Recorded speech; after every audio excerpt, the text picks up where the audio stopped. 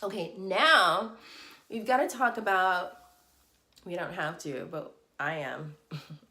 um, what brought about this idea of respect your children, this conversation? Well, several years ago,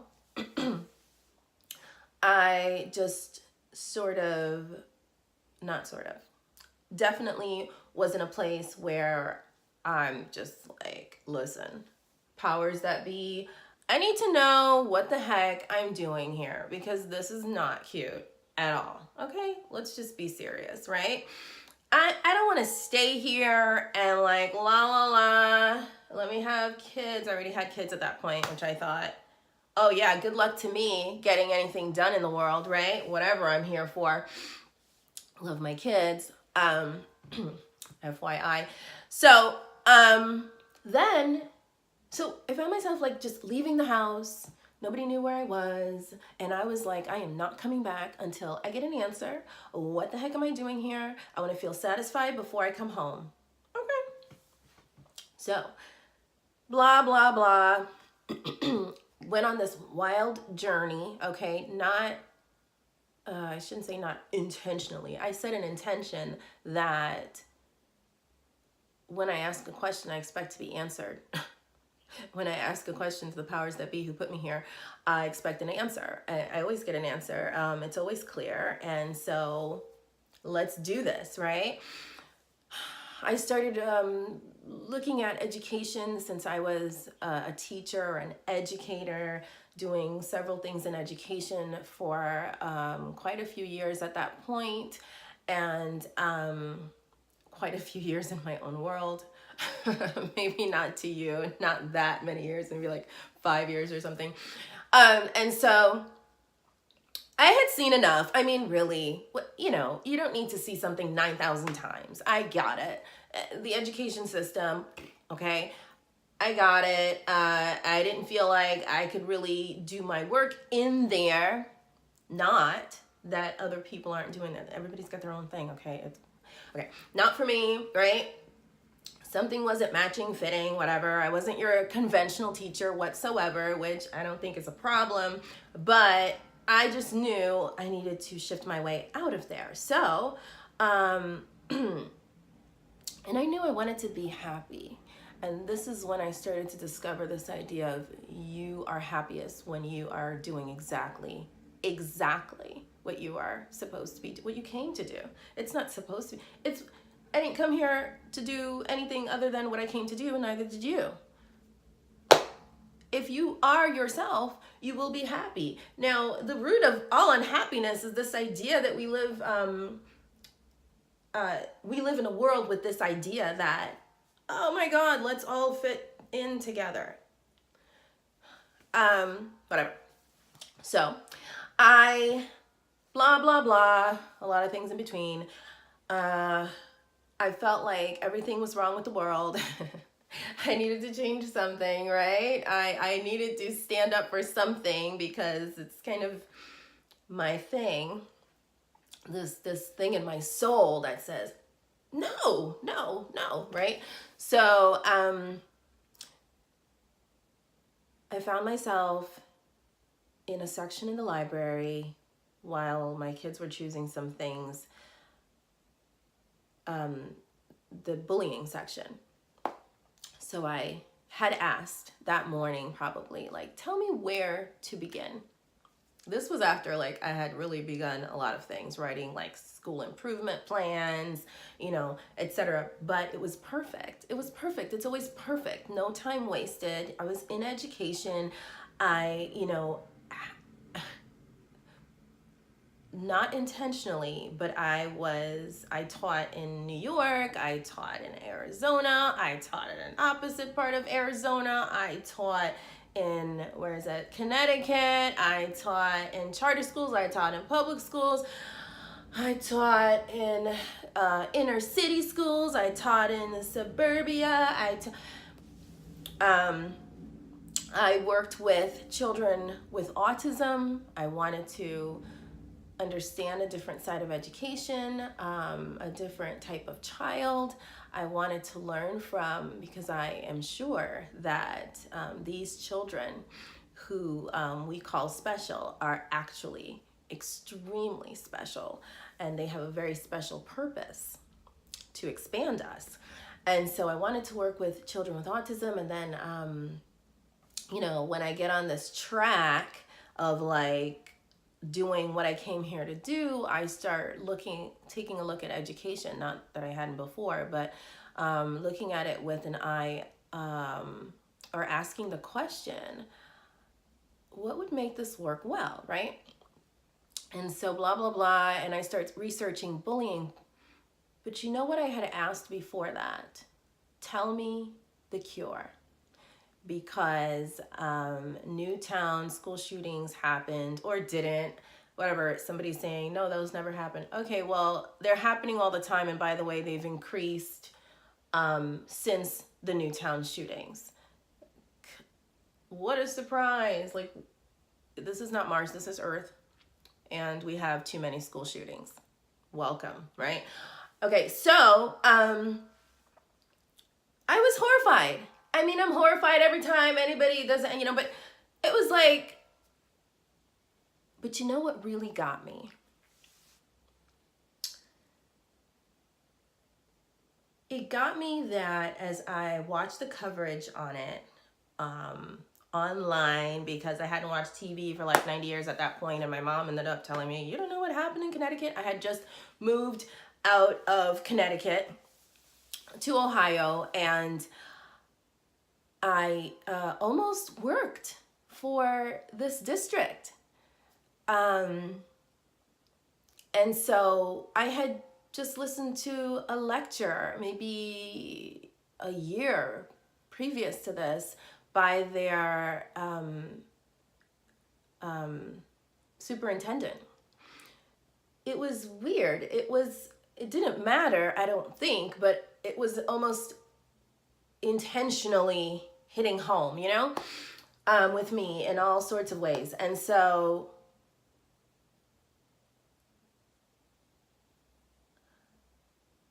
okay, it was me realizing as I watched that we are full of shit. Those of us, responsible, if you want to look at things from that perspective, for implementing laws or, doing something about these things, right? The fact is, every human being is responsible. That's why we're having this conversation. But I was watching everyone. I was watching this coverage, and they were vilifying this young man, like, ooh, let's blame him. Whoa. I was like, look, I am an educator. Not because it's cute, right? Not because it's, I'm rolling in the dough. Not because I think it's fancy, and not because I want to be a good person, because I don't care on it. I don't care, okay?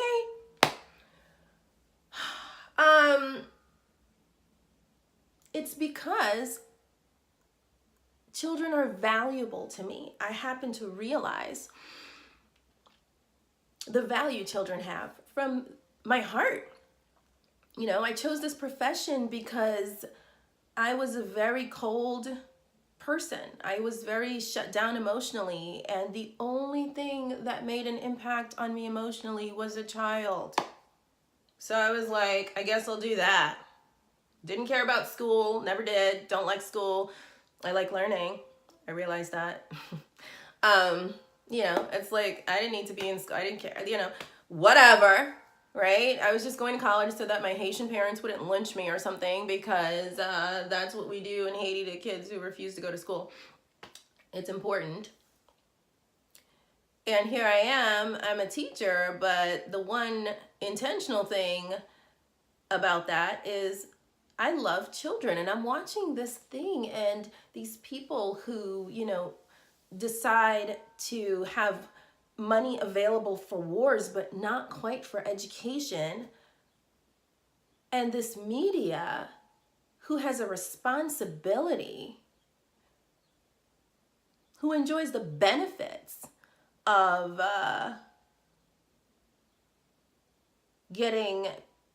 having people watch their coverage, being completely irresponsible and asinine and vilifying this kid. And we're all jumping in. Oh, look at that. Oh, no. Inappropriate. It's not me, it's you. It's all of us. I'm taking responsibility. That's what this is about. I refuse to live in a world with bullying. And as I did the research, I was looking for this cure. And what I read a lot about was what we were doing in the schools, how it was pretty much making things worse, how we were not learning from our mistakes, not owning our mistakes, so then therefore not learning from them. And this is not about vilifying schools. This is about saying it's time to start doing something differently. It's time to make decisions that are effective. It's time to take a serious look at this issue of bullying, the causes, and the cures. And I'm asking everyone to take a look with me. I can ask, and I'm going to ask, and I'm not just going to ask on social media, by the way. This is just the beginning, right? But this conversation about respect for children came about because as I did this research, I started realizing so many things, and I started feeling like how rude, how out of line we as adults are to children. They can't do a million children march. They could. It would be difficult, especially for the 2-year-olds and the 0-year-olds. You know, we get up and we do this, we do that. Wait a second. This is the Million Children March right here. I mean, goodness gracious. They're, me included, I'm not excluding myself. I'm not pointing fingers. I'm not crazy to be pointing fingers. I'm saying let's all look together at ourselves, at our world. Our world, not them, our world. Let's look at it in a way where we're not having the type of response that over and over we have, and it over and over doesn't work, and it gets us into deeper shit. I'm saying let's be powerful on behalf of our future. Let's give a gift to our children.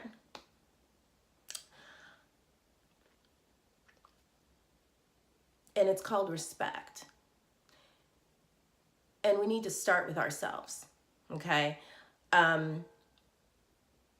We don't need to, but it would be appropriate. It would be the first step in the process, okay? Because the cure is emotional intelligence. That's the cure. And emotional intelligence has 2 components: respect for myself, respect for others, right? The thing that is seldom discussed is that, number 2, respect for others, completely, directly depends on, number 1, respect for myself. So you can't say, oh, I respect. You can't tell somebody, first of all, that they need to respect children. I mean, you can, but. So what I'm saying is, if you don't, we're gonna have a problem. That's just the truth. But before I say that, I've taken full responsibility, and I shouldn't say I have.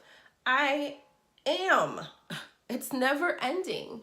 I tell my children all the time, I wasn't raised in a world that engaged with children the way I am setting an intention to engage with you. I haven't had that much practice. So when mommy is out of line, you can say to mommy, Mommy, please be respectful. Please be gentle. Okay? Because I might be crazy at the moment. So if you're rude about it, I don't know if it's going to be safe. But mommy, be gentle. And that will trigger me. Because I know who I am. I know where I grew up. I know under what conditions, you know. So this is a call to take responsibility. Take a look at ourselves.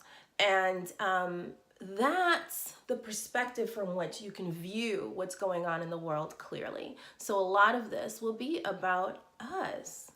Will be about us, taking a look at what we do. Because I guarantee you, for the most part, we're doing, for many of us, we're doing automatically what everyone else is doing, right? We're asking our kids to say sorry, because that's what we do. That's the code word for when you do something wrong. Not when you have a problem with what you did, because we just want to hear that word, period, etc., for example. So that's how this conversation came about. That's why I decided on respect your children, right? This young man in the Newtown shootings, for instance, was not respected by our education system. We weren't prepared for a young man that found it difficult to build relationships. We're not prepared for children going through divorce, and there are so many things we can say about that. We're not prepared, and we don't have respect for the things that our children are going through. It's not permeating our school systems. It's not something that we say, whoa, excuse me, this kid is going through a hard time. We're not doing that. We don't do that. We say, whoa, excuse me, to a whole lot of things that are inappropriate to say that to. We need to take its time. You can do it, you cannot do it. I can't force you. I don't want to force you. I don't want to be your mother. I don't really care. But I know I'm not alone in feeling like I'm not living here like this. I'm not leaving this world to my children. You can leave a car and a house if you want, but it would be really nice if we left a world in some good shape to our children. We can do it. We can make a drastic difference in a very short period of time. Zero tolerance begins with us. Zero tolerance for bullying begins with us. We'll talk about that next. See ya. You want to, you don't want to.